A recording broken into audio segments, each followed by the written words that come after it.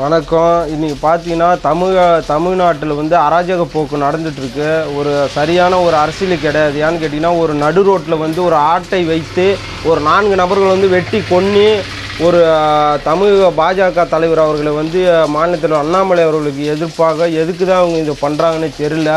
அந்தமாரி தமிழ்நாடு நடந்துகிட்ருக்கு. ஒரு ஆட்டை கொன்று அதை ஒரு வீடியோவாக அனுப்புகிறாங்க. இது வரைக்கும் அந்த 4 நபரை வந்து கைது பண்ணாமல் இருக்கிறாங்க. இது வந்து கண்டிப்பாக இது மாநில தலைவருக்கு எதிர்ப்பாக நீங்கள் பண்ணியிருக்கிறீங்க. இதுக்கு உண்டான ஒரு தக்க நடவடிக்கை 2026 நாங்கள் கொடுப்போம். கண்டிப்பாக பாரதிய ஜனதா இதை பொறுத்து கொள்ளாது.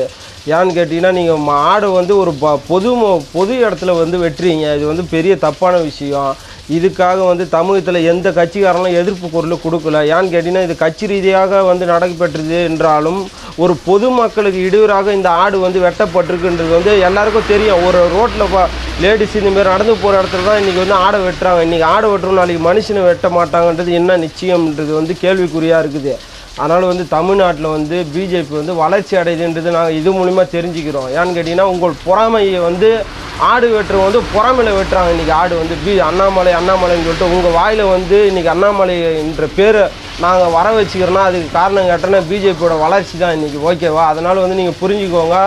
நீங்கள் வந்து இன்னும் பொறாமைப்பட்டாலும் மக்கள் ஆதரவு எங்கள் பக்கம்தான் இருக்குது. 2026 கண்டிப்பாக தமிழகத்தில் பிஜேபி ஆட்சி அமைக்கும். நன்றி.